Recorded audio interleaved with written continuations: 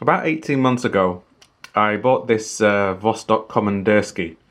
At that time, there was a lot of propaganda going around about these watches and how absolutely amazing they are. They're great value for money. They're incredibly strong. The Soviet army used them, and they've got all this history behind them. And they offer great value for money. So I decided to buy one, and I bought this vostok komandirskie. And as soon as I got it, I immediately thought, what a load of rubbish. I wore it for a little while and made a video review, which if you haven't seen it, I'll put a link in the description so you can watch it. And it's an absolutely horrendous watch. I couldn't see any good points about it. I really couldn't understand why people rave about him so much. I think it's an absolutely terrible watch. The dial is just so badly made. The printing was not done correctly. The date window was faded. The timekeeping was terrible. I believe it was something like a minute fast a day. I can't remember. It was such a long time ago I made the video. And the hand didn't line up. And all in all, it was a terrible, terrible watch. Now, a lot of the Vostok owners and fanboys absolutely lost their minds about this, and they went on this huge rant about how good it was. But when I confronted them with some information, they tend to just scurry off and don't come back. They leave their comments and then don't come back with any replies when I talked about the certain things which I found wrong with them. And the main excuse was that the watch is cheap. What did I expect? The watch is incredibly cheap.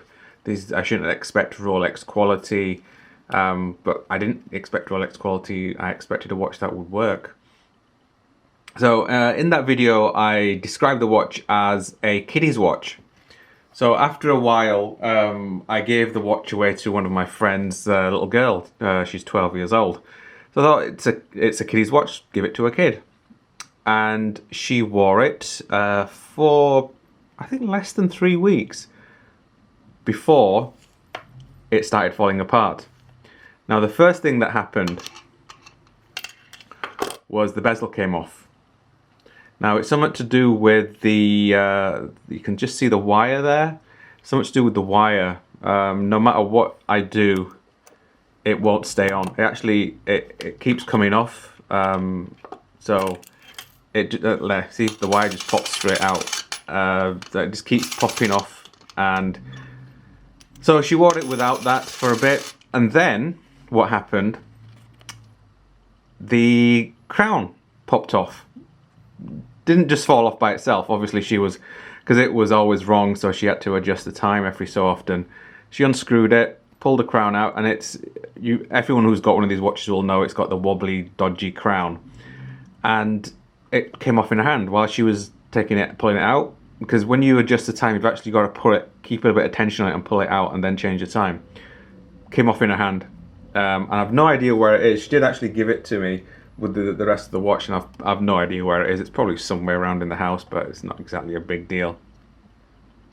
So the crown fell off, or came off, or broke off. I couldn't see any damage on the crown. To be honest, I can't bother to look for it. It's a piece of junk, so I'm not going to waste my time looking for a crown. And with that, you can probably notice the movement. The crown was obviously holding the movement in place, and you can see the movement as the entire inside has just moved. Yeah. So it's completely, and you can actually hear it moving around in there. So it's completely, I think it does probably move around in the case, but I've not really noticed if it's changed any position or anything else like that. So one of the other things that people were crying about, now she didn't wear, like I said, she didn't wear it long. You can just see the strap's got very little wear on it. I mean, it's got a bit of indentation there, but the rest of the strap, I did change the strap for her because the strap that came with this watch was just stupid. As well, I guess it fits the watch since it's a stupid watch. So you can see the strap's got very little wear on it because she didn't wear it that long. Now, one of the things that people, the Vostok crowd, all bitched and complained about, they said, well, it's got to be a fake. It can't be a genuine Vostok. It's got to be a fake. That's why it's so bad. Well, since it's broken, let's open it up and have a look if it actually is a fake or if it's real.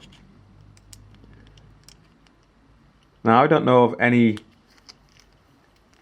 fake Vostoks around there, so I don't know if anyone else has come across any fake Vostoks, but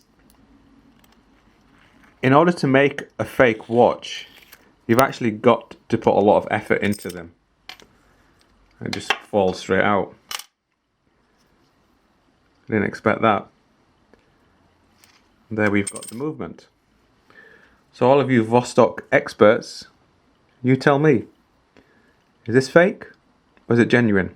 It says Russia 2414A on the movement. Is it a fake Vostok? I'm guessing not. In order to make a fake watch, like I said, there's a lot of work to be done. First of all, you've got to make a complete new case. You've got to make a mold for the case, and you've got to do all the measurements and everything else, and you've got to do the same with the movement. You've got to make a movement, you've got to make the dial, so it's quite a complicated thing. So I very much doubt any fake factory in China is going to spend all that money to produce a fake Vostok when you can buy them for next to nothing. So this notion that the watches are fake, I think, is just an excuse. Let me just see if I can put it there. You see the hands have sort of lined up now. That's very strange. You see, because I've moved it around to the right position with that. Before it was like, was it down or below? I can't remember. But this is the horrible Vostok komandirskie. Yeah, I don't know what I'm going to do with it. I mean, I'm guessing it probably still works. I just would need a crown for it to wind it. But I don't know where I can find for it. Now, before I gave it to her, now a lot of people were saying that Vostoks are fantastic and they offer great value for money and all this stuff. So what I did was I bought this watch. This is a Chinese brand watch. Now, those of you who know the watches will probably say that looks very much like a Nomos, and yes, it does. So it's got a power reserve, it's got a second hand, it's got the date, and it comes on this sort of sharkish bracelet. I think it's very, it's got a magnet, so it can size to your wrist really well, and it's got an automatic movement. Now, I did, before I gave her the horrible Vostok, is I bought this purely just to make a video to compare the two watches. Now, the reason I bought this one was because it cost exactly the same as this. So I'm comparing like for like in terms of watches. Chinese watch, Russian watch, and see which one works out better. Now, I just haven't had time to edit the video, so I made the video and I will upload it, but since I got this watch back about a week ago, this one, the broken one, I decided to make this video now and then edit the two comparison watch video a bit later. So if you want to have a look at that, stay tuned. I'll upload that probably in a few weeks when I get time to edit it. But yeah, so here's the broken Vostok.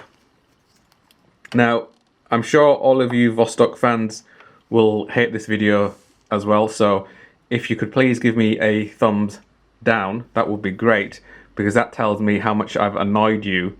So I'll make sure I'll make some more videos to annoy you even more.